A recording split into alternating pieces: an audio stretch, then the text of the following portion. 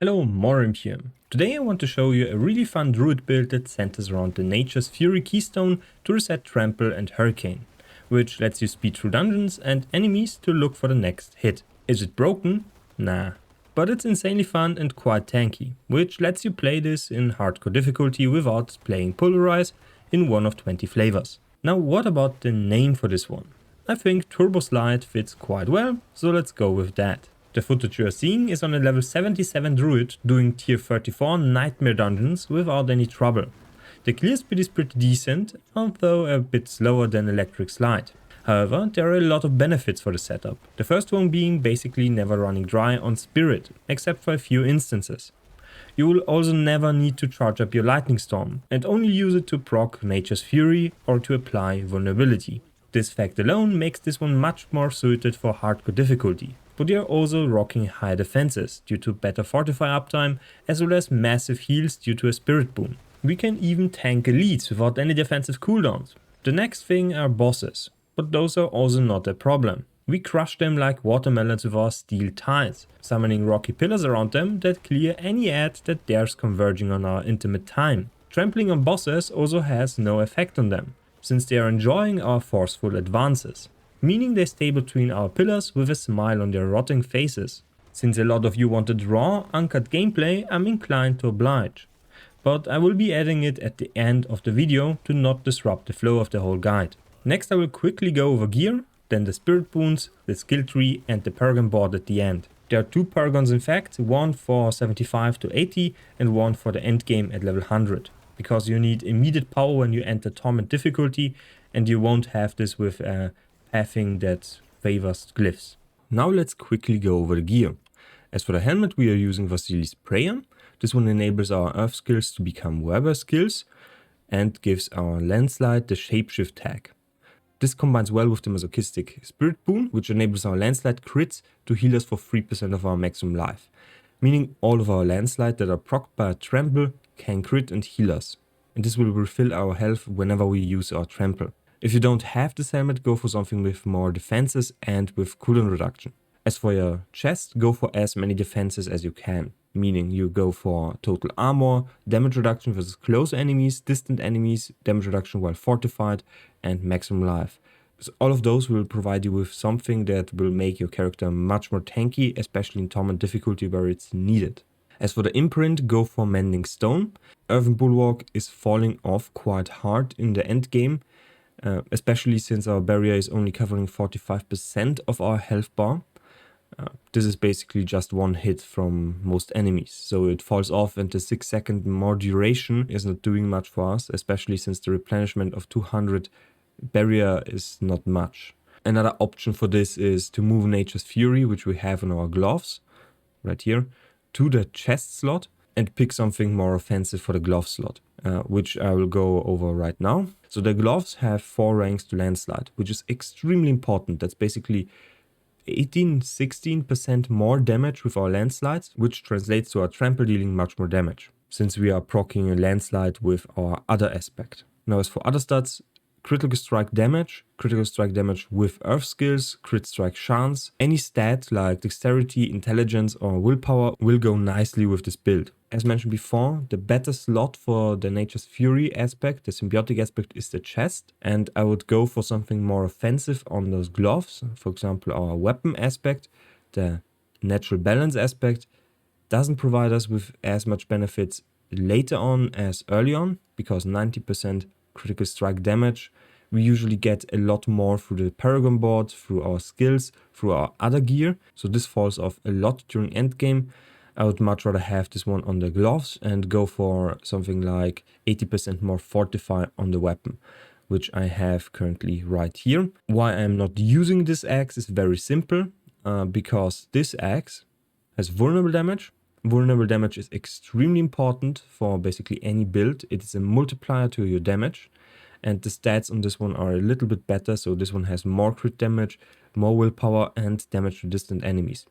As for close damage versus distant enemies, this stone right here signifies roughly the melee range of enemies. This means anything that's in this radius around us is considered close or nearby. But when we trample, we push enemies outside of this range, and we usually hit enemies outside of this ring, meaning the damage to distant enemies is much better than the damage to close enemies. So we are only basically having 3 stats on this one instead of the 4, and this makes this axe much worse despite having 80% more damage compared to the other one. Now, next we are going to move to the pants. The pants have a lot of damage reduction, possible flat damage reduction, like here with 8.9% up to 11 or 12 or even 14% on high item power. You can go for more damage reduction on fortified, more damage reduction on distant, close, and so on and so forth. Go for stats like intelligence and dexterity on this one to get those thresholds in the Paragon Board. That's very important to have. Next, the boots. Go for movement speed as much as possible. There are 2 mods actually you can get here. That other one is on my amulet. That's movement speed when killing an elite. But you can also grab something like build cost reduction, which is also quite nice on this build. Both the amulet and the boots can roll spirit cost reduction. I don't have it on this build, and it's not that needed because we have so many means to replenish our spirit. But if you'd roll it on the boots, because the amulet has much better options than the boots.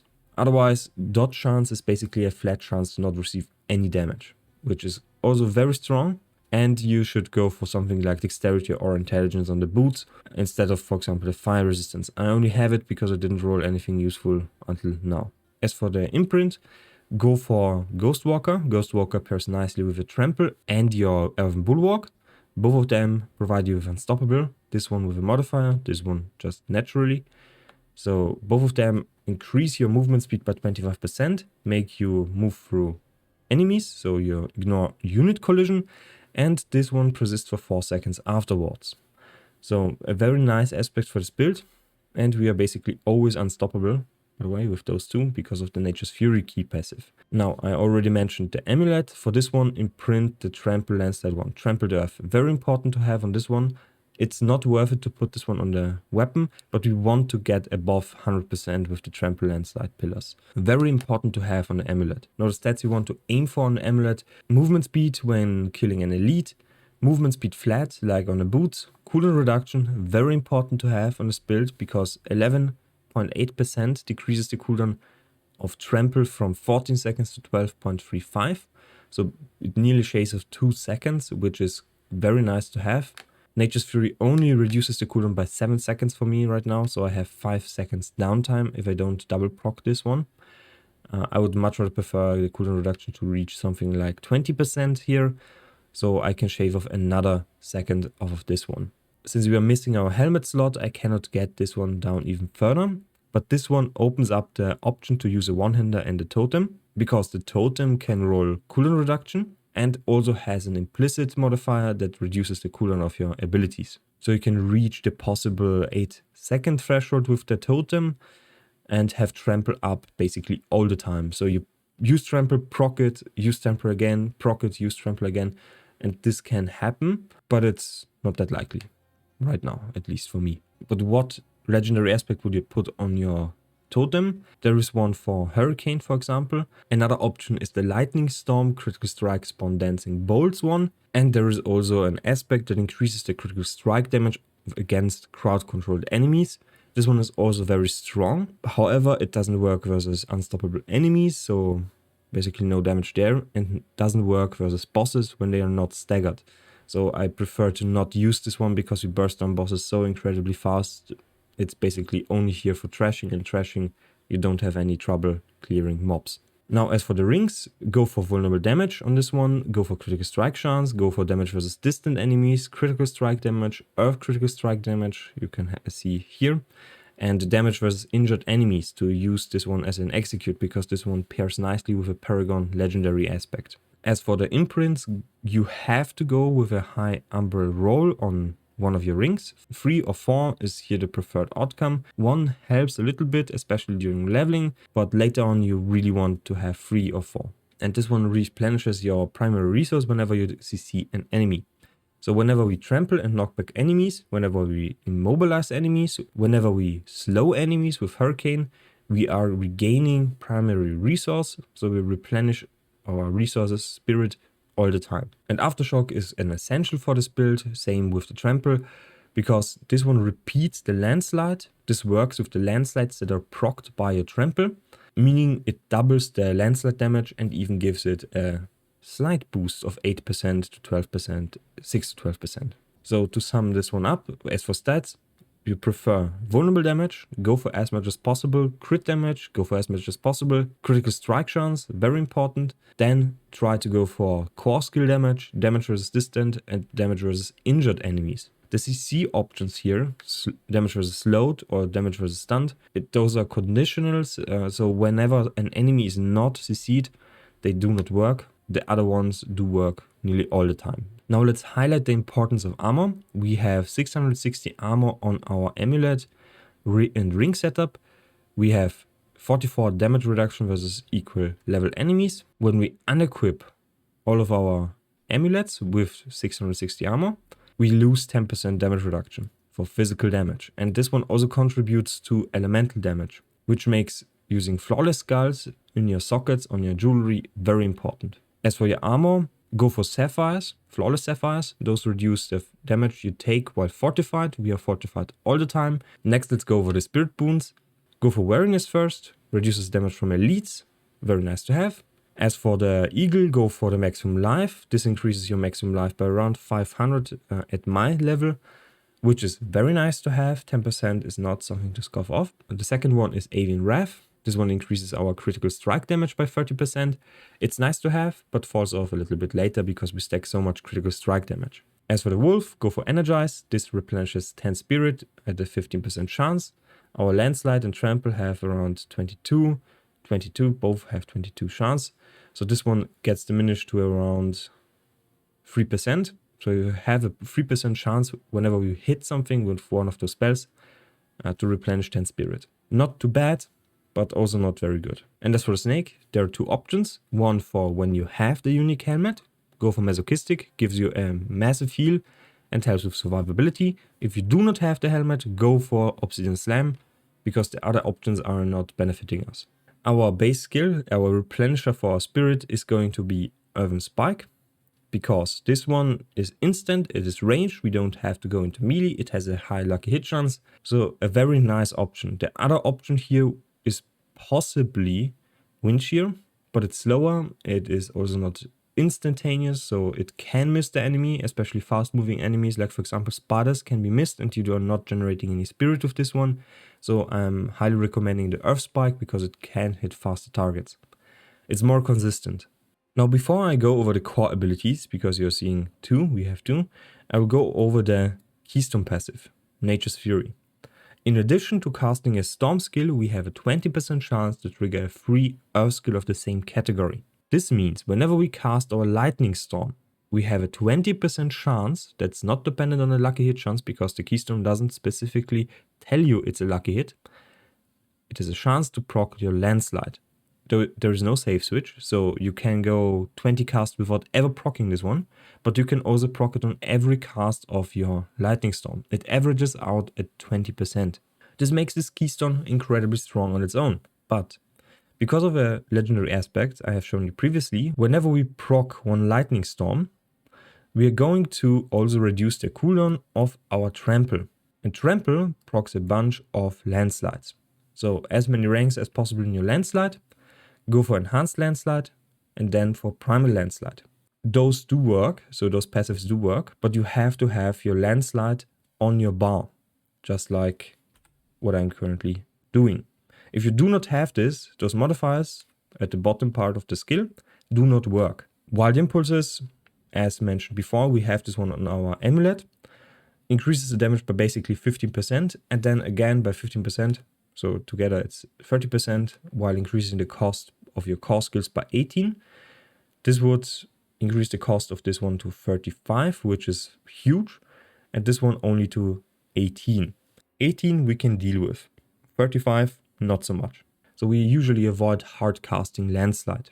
As for our defenses, go for Earthen Bulwark with preserving Earthen Bulwark for a bit of fortified. Vigilance, very important to have whenever we use our Earthen Bulwark, and we are resetting Earthen Bulwark with the same proc of Nature's Fury because we have an Earth skill here. So we nearly have 100% uptime on Vigilance, so a 15% damage reduction In the companion skill cluster, we want clarity. This is a very neat reason. Because of the unique helmet, all our earth spikes are transforming us into a werebear.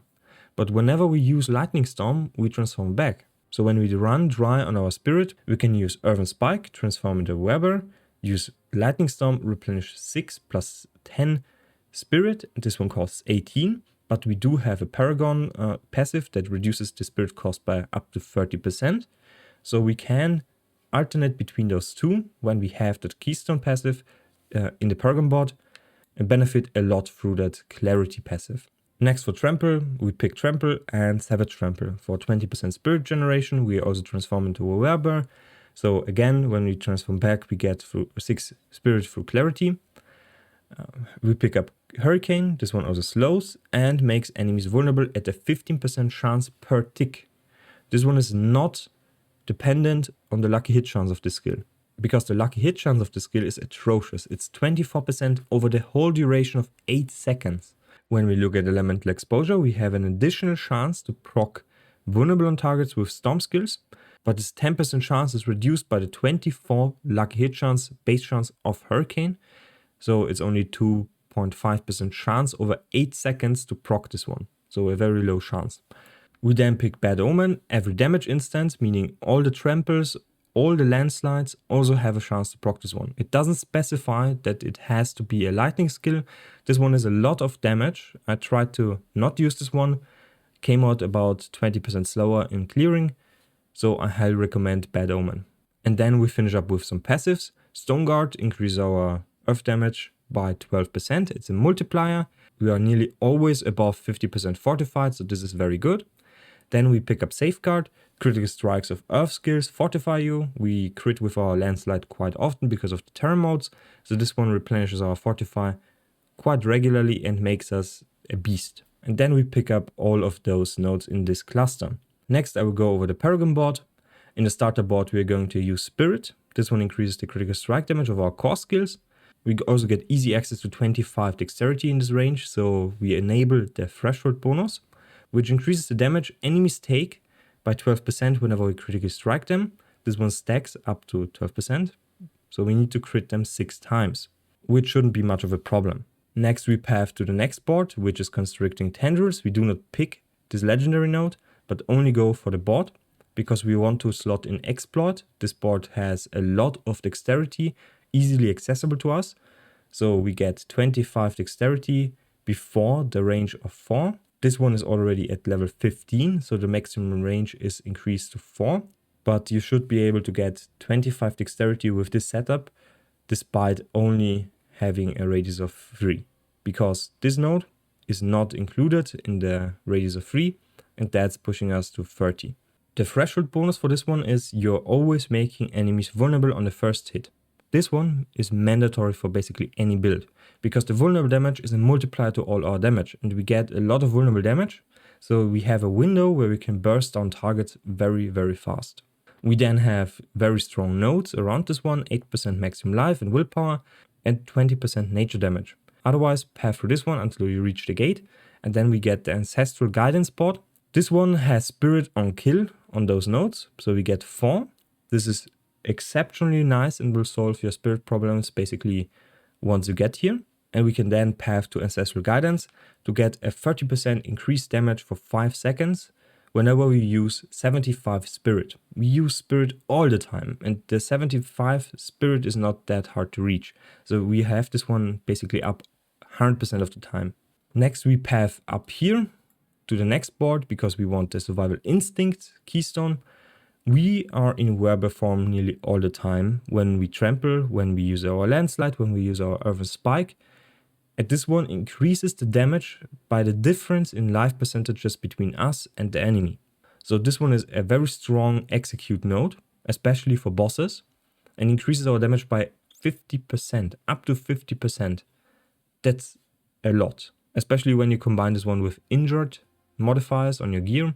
But you're also gaining access to those nodes here. Damage reduction while fortified. There is a few nodes here. And you get 16% damage reduction from this. Insane cluster. Next we path up here to the next board, which is Inner Beast. We go through the upper portion of this one because we have unconditional critical strike damage here. We have physical damage, which also buffs our landslide damage because earth damage, as we can see here, has the physical tag. Same with tornado, by the way. So there is only lightning damage and there is physical damage on this tree. Physical damage, physical damage, physical damage. So all of those benefit from this. So all of those benefit from this node. We then path down here to the Inner Beast legendary node. This one enables our shapeshifting ability. So basically, whenever we trample, whenever we earth spike, we gain this buff. Whenever we shapeshift back, we still have the buff for 5 seconds. So this one stacks up to 30%, and this reduces the spirit cost of our lightning storm. That's why I meant, combined with clarity, we can alternate between earth spike and lightning storm without much trouble. So this board is for level 77 with 24 bonus points. So the renown points are 20 and the altars of Lilith points are 4. But once you reach level 77 and start to level up your glyphs to level 15, it's worth it to pick up those glyph slots. So you want to path to those. And you want to path through here instead of here. So this costs a little bit more points. So you probably need level 90 to path through this section. But you get access to core skill damage. You get access to all resistances, which is basically useless. But there is a lot of dexterity here that is outside the 3-point reach. So all of those are outside. And you can slot in something like increased damage while fortified or increased damage while in a werewolf form. There is a lot of options here. Anyway, this sums up my build guide. I hope you liked it. If you did, make sure to leave a like, comment and subscribe. Helps me out quite a lot because there is a lot of pulverized builds and this one is not a pulverized build, so you can promote it and there is some more variety because there is currently over 50 flavors of just pulverize. It's like eating chocolate ice all the time, but you have strawberry and you have blueberry and you have vanilla ice cream in the same class. Anyway, you can find some gameplay attached at the end. See you next time and bye. Enjoy.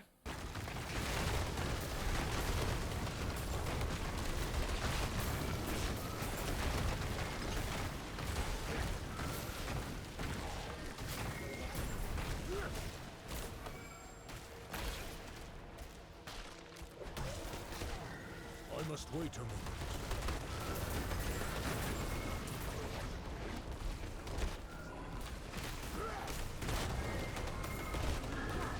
I must wait a moment.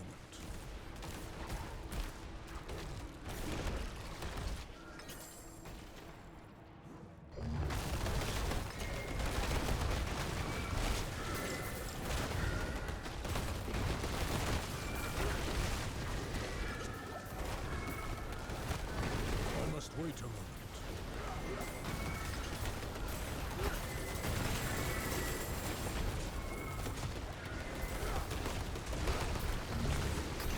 I'm not ready yet.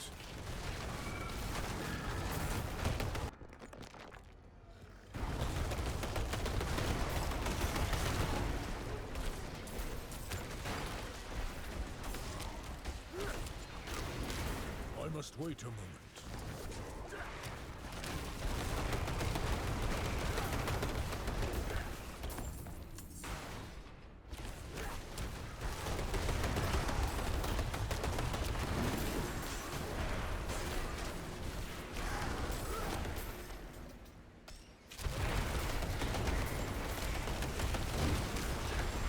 I must wait a moment.